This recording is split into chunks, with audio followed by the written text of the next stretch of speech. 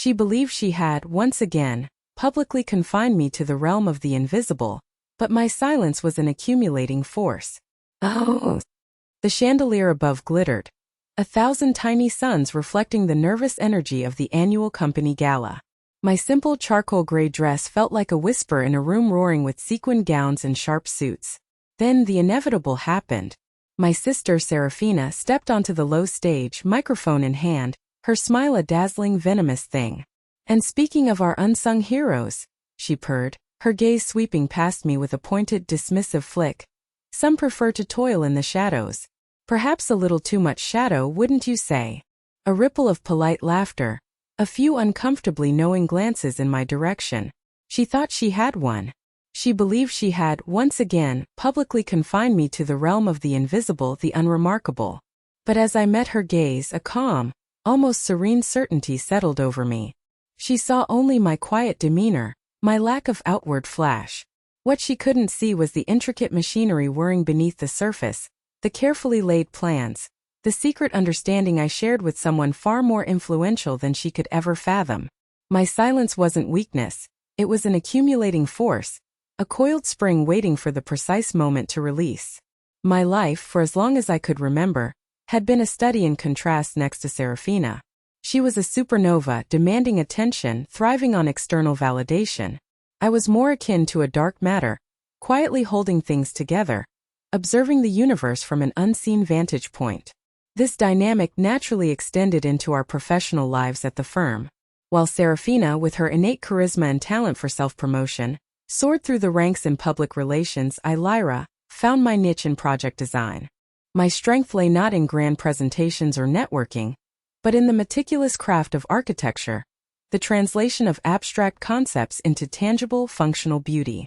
I was good at what I did, remarkably so, but my quiet nature often meant my contributions were overlooked or worse, subtly appropriated. For years, I had poured my energy into the firm's standard, profitable, but often creatively uninspiring projects. Simultaneously, fueled by a deep-seated passion, I dedicated countless late nights and sacrificed nearly every weekend to a personal endeavor, the Aurora Project. This wasn't merely a building design. It was a comprehensive blueprint for a sustainable, modular urban ecosystem, a city designed to breathe, adapt, and evolve with its inhabitants and the environment. It was radical, ambitious, and utterly consuming. I kept it under wraps, instinctively knowing that such a visionary concept might be dismissed as impractical fantasy by the firm's commercially driven board. It was my true voice, articulated through lines and renders rather than words. The turning point, my secret weapon, arrived quite by accident. Months ago, I had been working on a complex render for Aurora in my office late one evening, entirely absorbed. I must have forgotten to lock my screen when I stepped out briefly. The unexpected happened. Our CEO, Mr. Alistair Finch, a man known for his sharp mind and even sharper intuition, had been walking past my office on his way out. He paused, intrigued, and saw a glimpse of the Aurora Project on my monitor. He didn't question me immediately, didn't make a scene. Instead, he simply left a note. "Lyra, please bring me your most imaginative, unmarketable work tomorrow morning, 8 a.m. My office." The next morning, with a mix of trepidation and quiet hope, I presented Aurora. Mr. Finch didn't just look at it. He truly saw it. His eyes, usually cool and reserved, gleamed with genuine excitement. He peppered me with incisive questions, not about its immediate profitability, but about its potential, its underlying philosophy. He understood. He told me, very discreetly, "Lyra, this is the future. Don't show this to anyone else. Keep developing it. Push its boundaries. Trust me." From that day forward, he became my silent patron, a shadow champion providing subtle resources and quiet encouragement. He saw my work, not my persona, and recognized its profound value. This clandestine alliance, forged in the quiet hum of my office, became the bedrock of my strategy. In the weeks leading up to the gala, Seraphina's subtle aggressions escalated into open jabs. She had always relished being the more outwardly successful sister, and any hint of my quiet progress seemed to fuel her need for dominance. She would dismiss my ideas in team meetings as unrealistic, too abstract, or lacking commercial appeal, often twisting a kernel of my early conceptual work into her own innovative suggestions. She'd mock my reserved nature, suggesting I lacked the killer instinct needed to climb the corporate ladder. I remember one specific instance in a project review meeting when I cautiously presented a new, more sustainable material palette I had researched. Seraphina, who generally showed little interest in the technical specifics, immediately jumped in, declaring it charming but impractical, then pivoted to discussing her brilliant idea for a new firm-wide PR campaign that, ironically, heavily borrowed from the very sustainability angle I had just championed, repackaged with her signature flair. I could have fought back, argued, defended myself. But I didn't. Each slight, each belittling comment, I absorbed. My response was not to retaliate, but to observe. I watched Seraphina, understood her motivations, her predictable patterns. My silence wasn't weakness, it was a deliberate choice, a strategic feint. The less I reacted, the more she believed she had me precisely where she wanted me, cornered, defeated, and publicly shamed. This fueled her arrogance, making her overconfident, blind to the quiet storm brewing. Instead of engaging in fruitless arguments, I channeled my energy into perfecting the Aurora Project. Mr. Finch's quiet feedback was invaluable. He'd suggest subtle refinements, pose challenging technical queries that pushed me to innovate further. I meticulously refined every line, every render, every financial projection, knowing that the presentation had to be flawless. I prepared not just digital models, but also a concise, impactful narrative that explained the why behind Aurora, not just the what. I knew the Gala would have the firm's largest projection screen, a state-of-the-art display. I ensured my presentation was optimized for it, a seamless, visually stunning experience. My quietness was my camouflage. While Seraphina focused on superficial appearances and public declarations, I was building the substance of my ultimate revelation, brick by invisible brick. The tension in the ballroom was palpable. Seraphina, basking in the spotlight, had been charming the room, her voice carrying across the polished floors. She had just finished a humorous anecdote about a supposed design mishap, a thinly veiled jab at my alleged lack of practical acumen, and then she moved in for the kill. "Now I believe in giving credit where credit is due," she announced, her smile almost blinding. "And while some concepts remain, shall we say, in the realm of artistic impression," she paused, her eyes locking onto mine, "I've been passionately developing a truly visionary project. One that will redefine urban living and align with modern environmental consciousness." A slide appeared on the main screen behind her. It was a simplified, almost childish rendition of a modular city, clearly a crude imitation of Aurora's core concept, stripped of its complexity and genius. My blood ran cold, not from anger, but from a sudden stark clarity. She wasn't just mocking me. She was attempting to steal the foundational idea of Aurora, presenting it as her own, albeit in a diluted, unrecognizable form. The audacity was breathtaking. "This," she declared, gesturing to the screen, "is my Green Horizon initiative, a bold step forward for our firm." A smattering of applause, some confused murmurs. She then pointed directly at me, a theatrical flourish with her hand. Poor Lyra tried something similar, I believe, but her scribbles were, well, a little too abstract for reality.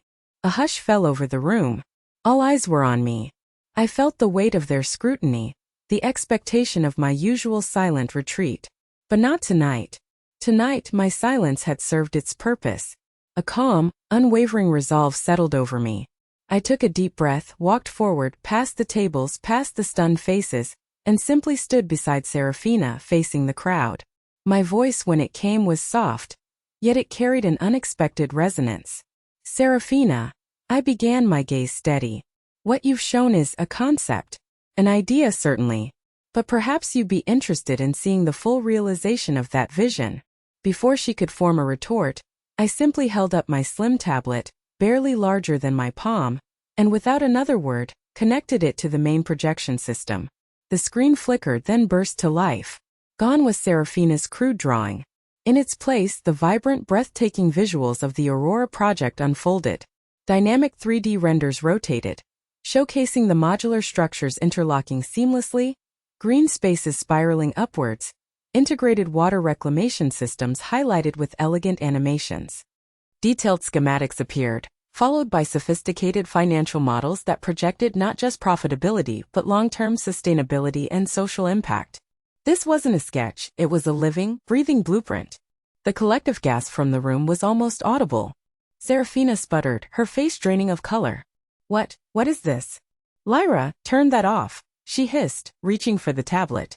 But before her hand could even brush it, a deep, authoritative voice cut through the stunned silence. "Leave it, Seraphina." Mr. Alistair Finch, the CEO, stood up from his seat at the head table, his gaze fixed on the screen, a quiet pride in his eyes. He walked purposefully towards the stage, his presence instantly commanding the room. He didn't look at Seraphina, his eyes were on me, filled with an approving acknowledgement. "Lyra," he said, his voice carrying clearly, "show them the full potential. Show them the future I've had the privilege of seeing evolve for months." And so I did. I narrated the vision, explained the intricate details, the sustainable technologies, the social implications, my voice gaining strength with every word. The room was captivated. When the final render faded to black, a profound silence enveloped the gala. Then very slowly a single person began to clap. Then another. Soon the entire room erupted in thunderous applause. As the applause swelled, Mr. Finch walked directly to me. He stood beside me, his hand resting briefly on my shoulder, a gesture of profound validation. He leaned in, his voice a low, gravelly whisper, barely audible above the ovation, yet it resonated deep within me, echoing the title of this very story. He uttered one single word: visionary. The immediate aftermath was a blur of flashing lights and murmuring voices. Seraphina stood frozen, her carefully constructed facade crumbling before everyone's eyes. Her initial shock gave way to a furious blush, then a desperate, pathetic attempt to regain composure. She tried to bluster, to claim I had stolen her conceptual groundwork, but her words were hollow, drowned out by the genuine awe and excitement emanating from the crowd. No one was listening to her. All attention was on the Aurora Project and on me. Colleagues who had previously given me cursory nods now approached with wide eyes, offering sincere congratulations, some even murmuring apologies for their past dismissals. "I had no idea, Lyra. That's breathtaking," one senior partner said, his face a mixture of admiration and professional embarrassment. Others shared similar sentiments, their expressions ranging from shock to a clear recognition of my true talent. The board members, who had initially looked on with confusion, now regarded me with intense interest, their whispers focused on potential and game changer. Mr. Finch's public endorsement was absolute. He made a brief, impromptu speech, praising Lyra's unseen dedication, quiet genius, and truly transformative vision for the future of architecture. He used words like pioneering and groundbreaking, emphasizing that such vision could only come from deep, unyielding passion, not superficial showmanship. It was a thinly veiled but devastating blow to Seraphina's entire approach to her career. Seraphina herself became a ghost in the room. Disgraced, she quickly retreated, her grand entrance transforming into a humiliating exit. Her PR team, who had been riding on her coattails, looked mortified, avoiding eye contact with anyone, least of all me. The gala, intended to be her moment of triumph, had irrevocably become mine. A public unveiling not just of a project, but of my true capabilities and strength. Weeks later, the dust had truly settled. The Aurora Project was not just approved, it was fast-tracked, securing significant funding and becoming the flagship initiative for the firm. I was promoted to head of innovation and sustainability, a newly created position that gave me the autonomy and resources to fully realize my vision. My office, once a quiet corner, now buzzed with activity, a hub of creativity and progressive thought. I still preferred my quiet observations, my calm demeanor, but now my silence was understood as thoughtful deliberation, not a lack of confidence. My work, my true voice, spoke volumes. Seraphina's trajectory was the inverse. Her reputation shattered, her credibility evaporated. The firm, valuing substance over flash, quietly demoted her. She struggled in her diminished role, unable to adapt to a world where her manipulative tactics no longer held sway. Within a few months she resigned, leaving the firm as quietly and unceremoniously as I had once been perceived. The irony was not lost on me. My journey taught me a profound truth. Genuine success isn't about the volume of your voice or the glitter of your public persona. It's about the quiet cultivation of your unique gifts, the steady, unwavering pursuit of your passion, even when no one is watching. It's about trusting your instincts and understanding that true power lies not in tearing others down, but in building something remarkable. Sometimes the most significant victories are won not with a roar, but with a whisper, and the most enduring recognition comes when your work, meticulously crafted in the shadows, finally steps into the light and speaks for itself. Nurture your inner strength. Let your quiet dedication be your loudest declaration, and the right people will always see your worth.